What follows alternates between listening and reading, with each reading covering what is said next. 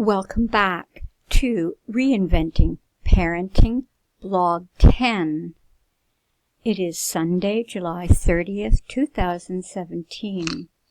The topic is, are your children comprehending you? And again, I apologize for the inferior recording equipment. It should be remedied by next week. Are your children comprehending you? Crystal clear communication between you and your children may seem easy enough to accomplish, but we wrongly assume many times that they understand what we are communicating to them when they do not. There are many reasons why that happens. Children from preschool until their late teens have not fully caught on to the fandangled contortions of our language, so try to piece together what they have heard with the limited knowledge that they have of their small world.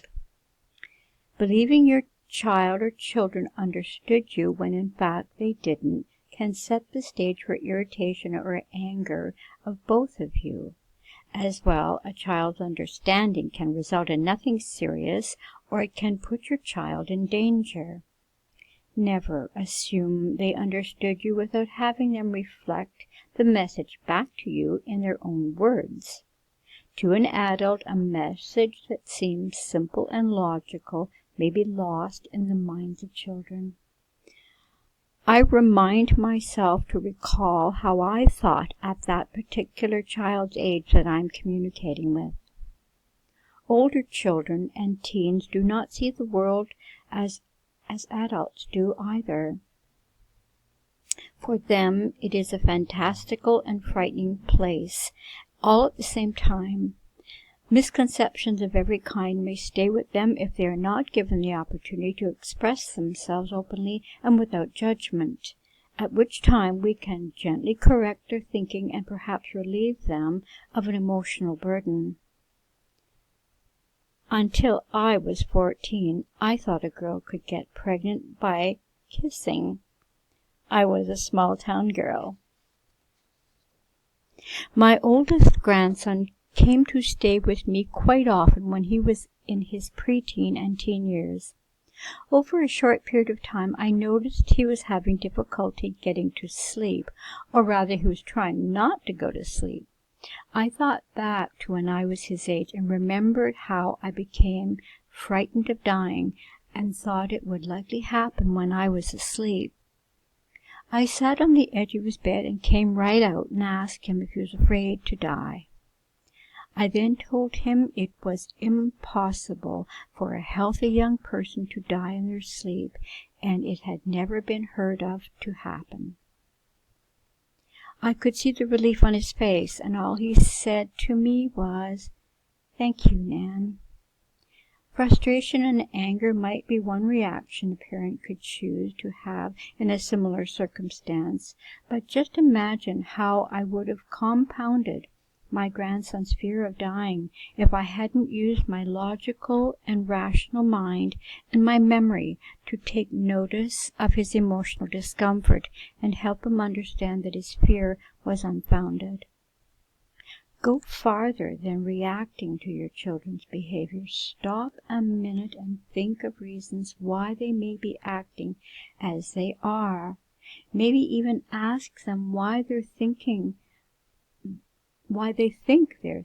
they're acting a certain way. Communicate with them calmly and sincerely. Look into their eyes when you speak and listen. When you need to get a message to your child, use the following guide to be sure they are going to hear you. Begin by making an introductory statement such as, "I need to talk to you about something important, and I need all your attention." Hold the conversation at an appropriate time and place. If you think your boy or girl will hear your message when they're in the company of friends, laughing and joking, it's hardly likely. Enunciate clearly and slowly.